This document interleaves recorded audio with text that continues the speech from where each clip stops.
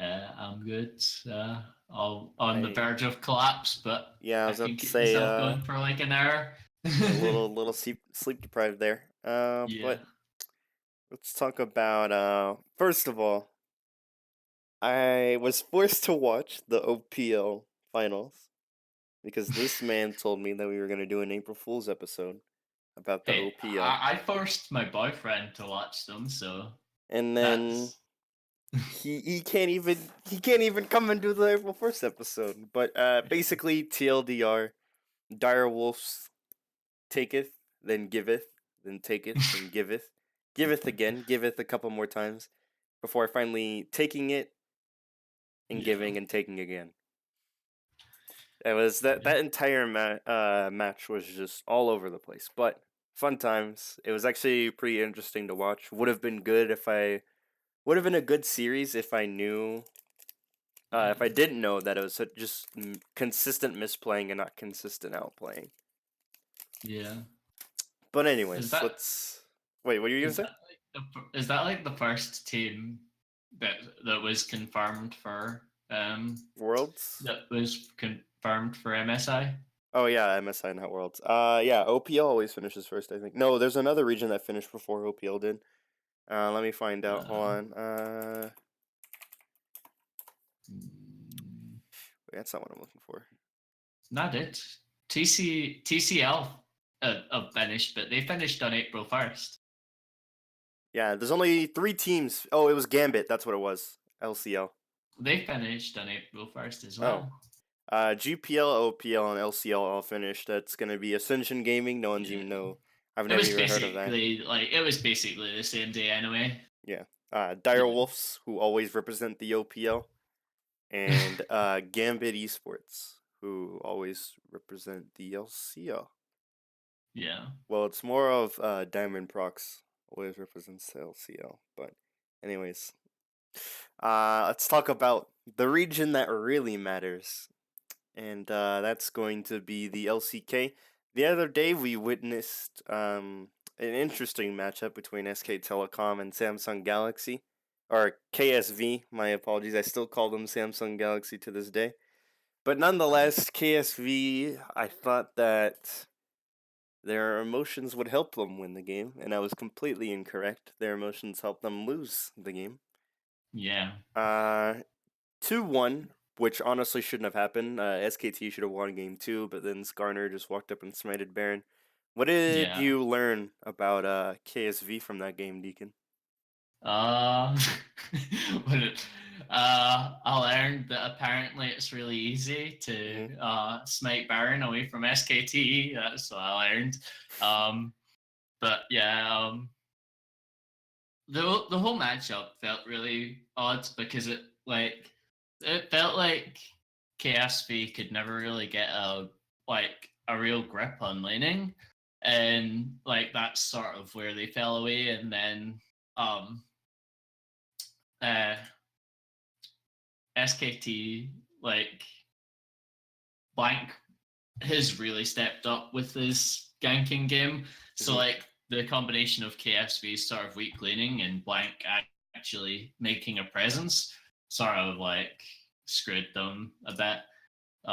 It was fortunate that they won one game, so at Yeah, least my prediction was correct. But yeah. I was sweating a bit because I was like, "Oh shit, SKT's gonna 2-0." Because I think if SKT 2, then I would be a lot more uneasy going into the KT roster game. While it is still SKT in an upswing, like they've looked stronger than previous iterations of the team comp. I still think that KT roster are gonna like Sarah smash them. Hmm. Like The thing, KSV. yeah. Yeah. Um, the thing that I learned from KSV is that Ruler tries his absolute hardest to help his team win, but you just can't do Yeah. it. My Right. thing is though, I know that I'm extremely biased for Crown. I know that uh, I have a personal dislike for Crown, but I honestly do think that if KSV look to improve their team, they probably need to look at the mid lane. Mm. Crown's starting to hit that regression phase that all Korean players hit eventually. Some players takes longer than others, and some players do it in reverse, like Smeb. He regressed at the beginning of his career, then all of a sudden became good. So I think that if KSV looks to improve to qualify for Worlds, they need to either work with Crown and figure out what he's doing wrong, or maybe find a different way to approach the game, or Yeah. just find a new mid laner completely. But Yeah. something I do want to talk about on the other side for SKT, Game 1 Thal on that Cassiopeia was insane. Like oh my god. He got like 3 solo kills on Kuve, right? He did, yeah. What were your thoughts of that top lane matchup? Really just the entire series between Thal and Kuve. I mean, we finally got the Rise Cassiopeia matchup that we wanted for a while, Mhm. but it was in top lane. That was really surreal. But yeah, like I think the Cassiopeia top is a really good sleeper pick for SKT Mhm. because like they can really pick it and take it either top or mid because I'm almost positive that Faker still knows how to play it. And it does really beat out like a lot of the brawlers in top lane. It apparently goes well into Gangplank. I don't know if that was Foul playing that matchup well or Kuve fucking it up, but like it does like play decently into that, Mhm.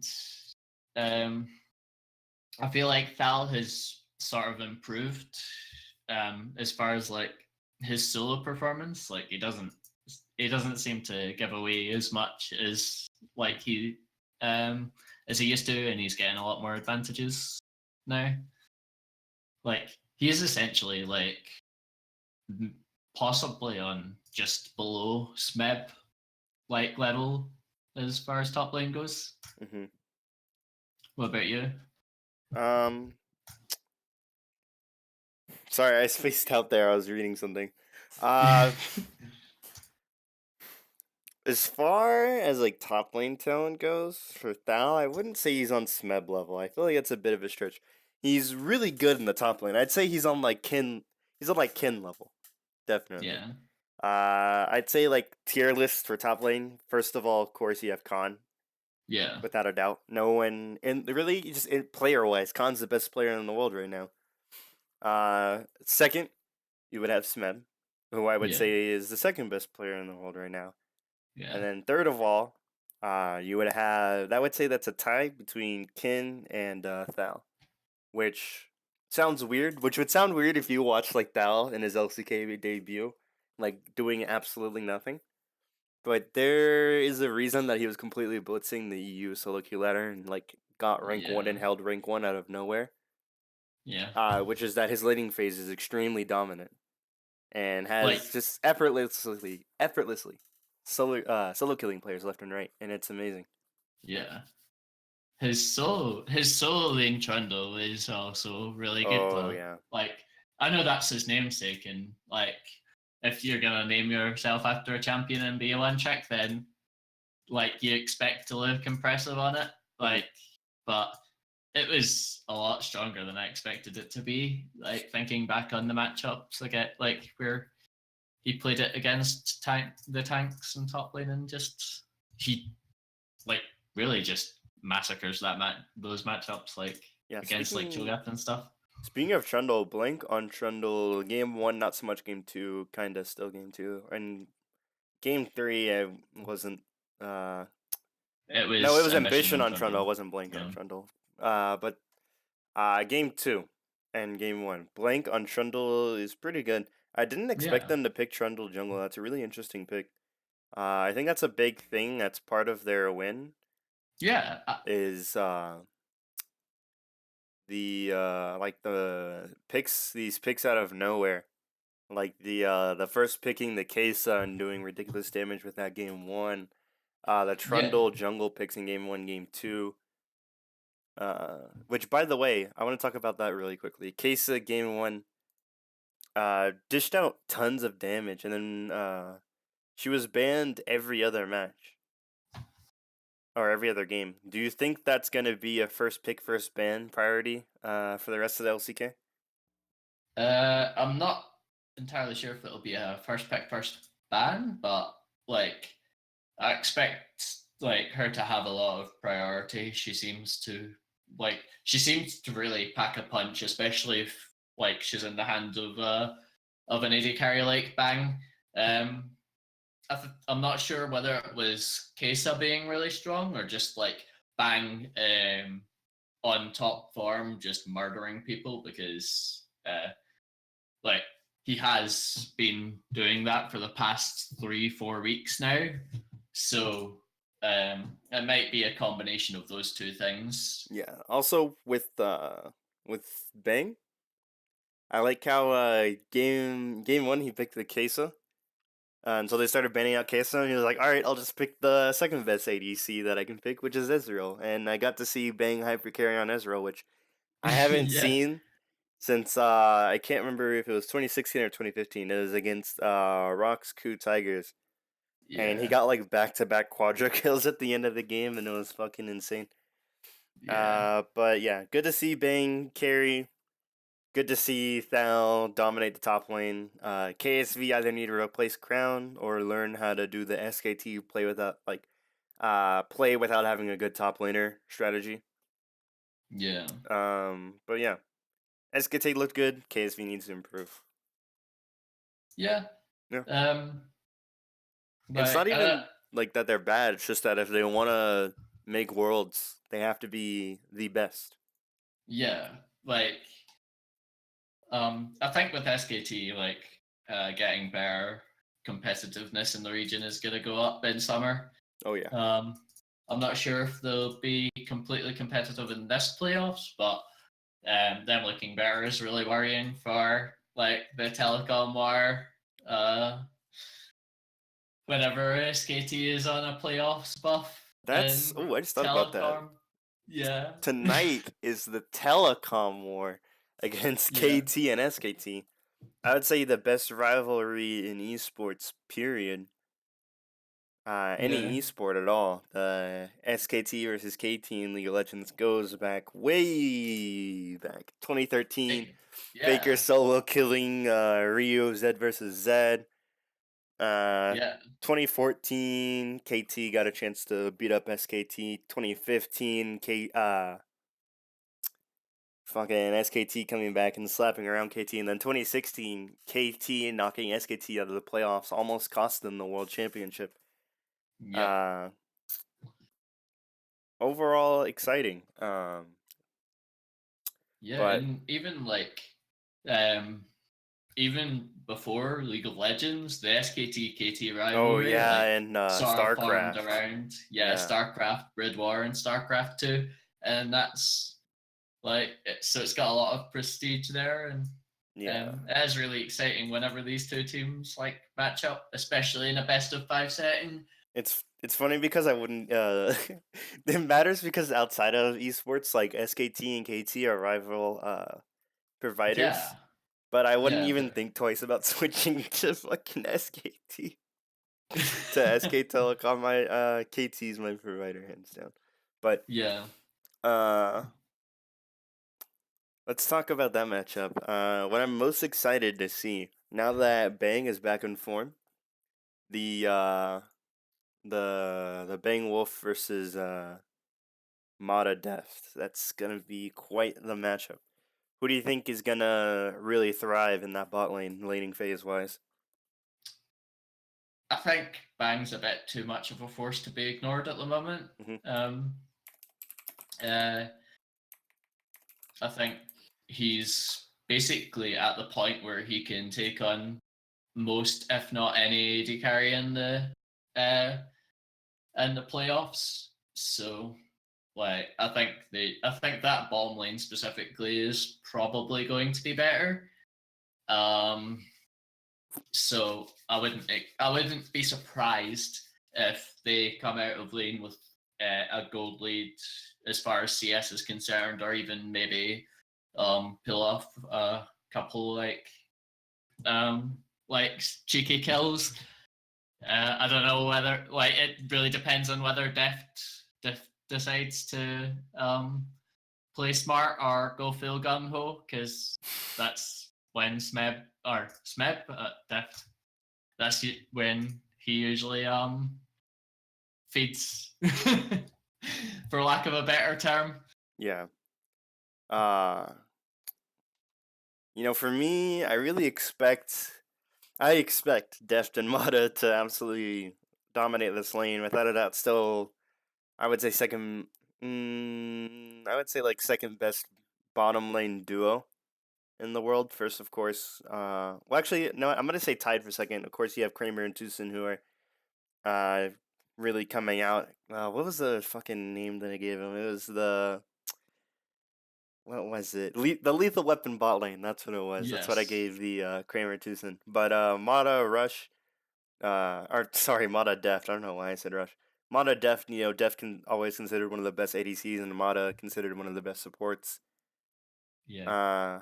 On paper, this should be a matchup for them, but Bang's starting to improve. I don't know why he decided to do it now of all times, but he's starting to look back in his like 2015, 2016 form, and Wolf starting to realize that his starting spot as support is in jeopardy, so he needs to step it up. Yeah. Now, something, of course, I don't even think SKT has a mid lane sub anymore, do they? Um, they do, but I forgot exactly who it is. It's Effort, It's right? no, it's No. Perian. Oh. You know the Oh, guy Effort's from yeah. But yeah. without a doubt, He, Fakers, there's absolutely no way they're going to sub out Faker for his. But on the other side, Pawn and UCal. We talked about this last time. Who's going to start between Pawn and UCal. If you were the head coach of KT and you had to make the decision to start either Pawn or UCal, seeing the result, you said UCal last time. Seeing the results of SKT versus KSV, would you still say that you would start UCal over Pawn, or do you think you'd rather have Pawn against Faker? um, honestly, at this point, yeah, Pawn makes more sense. I said UCal because UCal looked promising, and I believed that like while SKT would get to the quarterfinals, I believe that they wouldn't look quite so strong, uh, especially with like Faker specifically hasn't been looking particularly strong, has been getting caught in shop a lot, has been misplaying a lot. So I thought, well, with UCal looking so promising, especially with Azir and Swain, like, why not just play him at least in game one? And then if you lose, then you can go back to pawn. But I think that yeah, you're gonna need the experience that pawn gives, uh, because Faker looked really really good in the KSV matchup, and if you're like taking a risk like that, you don't want to really be playing a rookie mid laner, basically. Yeah. So, as much as I agree that experience matters, especially against Faker, like let's think about the last time Pawn played Faker. Let's think way back, and I said this in the previous episode. If KSV make it start Pawn, if SKT make it start UCal, and I'm still gonna stick by that. Yeah. I think that if you start Pawn, you're asking to lose the mid lane. If you start UCal, you're risking it, but there's still the chance that UCal is gonna do like how Crown this year has handled Faker, which is just go even, and that's good enough. Don't let him win lane. Now, will he actually do that? I don't know. Just put in UCal, let him play Azir, you'll be good. Yeah. Now, final thing I want to talk about this matchup. top lane, another situation where, of course, Smeb's gonna... Actually, no. Something else I want to talk about. Do you think there's the possibility of Rush playing this series? Maybe. They did play Rush in regular season, but it was largely an inconsequential match. Yeah. So I think that's why they played him. But he did look really strong, and he is a huge fan favorite. So yeah, there's every possibility of it, but I would say it's unlikely. Hey, DK. Look at the fucking LCK.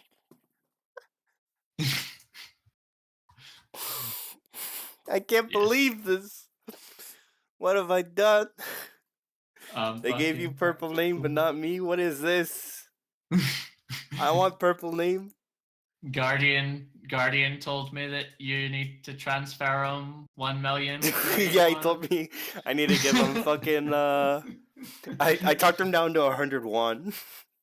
I'm gonna give him 101. Fucking pocket change. I don't want to. That's not. I'm pretty sure that it won't let me. Yeah, I'm pretty sure it won't let me even fucking transfer 101. That's too little. But final thing to talk about. You know, we talked about the Rush, but let's talk about the most exciting thing for me. Smeb, of course, they don't even have a backup top laner. But who do you think is gonna start top between Untara and Thal? Do you think they're gonna stick to the identity that's working, which is the blank Thal top side, or do you think they're gonna try to start Untara this time? Against Smeb, probably gonna play Thal. At least if Thal loses lane, he's gonna lose it spectacularly. If there's a chance of him winning lane, then Smeb seems to not handle that pressure really well in a series, so it could just snowball out of control from that point, especially with the fact that I believe Smeb is their main shot caller for the team at this point. So if you take him down, especially in a high pressure 1v1 matchup, like Cassiopeia Gangplank or something, then you start to affect KT's internal communications, and that's a real advantage for any team, basically. Yeah, just because of how well Thal has been looking, and like I said, top laner for sure. I would probably stick to the Thal starting. However, I'd still, just like how I would stick to UCal starting and Score starting. However, if things start to look shaky, then I would recommend starting making substitutions. This is a best of 5. It's not a regular season best of 3. You have a lot more opportunity to make the substitutions and changes you need to. So, I expect both Untara and Thal to play this match. Just whoever starts between the two, I would probably say Thal, most likely. If Thal starts to struggle against Smeb, which might happen, Untara will definitely come in, because, it's a best of 5. You have to make changes at some point if things aren't working. And it's LCK Playoffs. It's what matters the most. If SKT wants to make MSI, when was it? 2014 was the last time SKT missed MSI, right? That wasn't even MSI. They had All Stars this year, and they still went. They still went in 2014 at the All Stars. Yeah, they went to All Stars and they went. Were they at 2013 All Stars? They were, because they played C9, and I fucking loved watching SKT smack C9. Yeah. I think that was 2013, right? That was 2013, yeah. And then I think after 2013 they started. Oh no, that was that's when they did it. That's when they did it by region. Yeah. They had the region. I think it was IEM and stuff that they had in 2014. So yeah.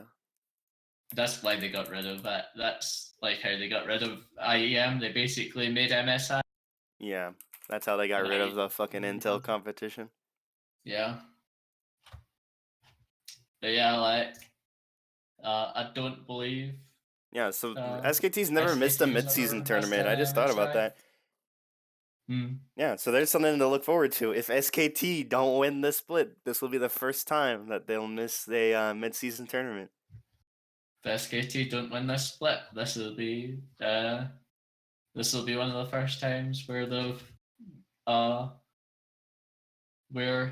really looked sort of shaky as far as their world position is concerned. Or Yeah. well, if they don't win the telecom war. No, yeah. If they lose against KT, then I don't think that they're gonna make Worlds. Oh, at least with this current roster. But where are we at time wise? 25 minutes. Yeah. I think we should wrap it up for now. Like I said, tonight, tune in to OGN. Watch that telecom war as KT versus KT. Winner moves on to play the Freaks. The Freak of Freaks. Oh, I forgot to change the title of the fucking podcast. That's the reason why I opened the dashboard. Dang. Anyways, last second bold prediction. What are you saying? What's your bold prediction for this upcoming series? Bold prediction. Yeah. Fuck it. SKT 3-0. 3-0. That's never okay. Yeah, that's pretty bold. That's pretty bold. Yeah. For me, bold prediction is no. Actually, scratch that. Bold prediction. Rush, please. That's actually what I was gonna say. I was gonna say my bold prediction is gonna be Rush is gonna lead the reverse sweep and beat SKT. That's my bold prediction. Yeah, he's bringing the C9 strats all the way from America. He's gonna fucking SKT's up 2-0. You activated my trap card. C9 reverse sweep. Yeah. Anyways, that's it. If SKT do lose 3-0, that's when I'm gonna put everything was going fine until KT forgot to do the C9 reverse sweep with Rush. Aye. Anyways, adios. Adios.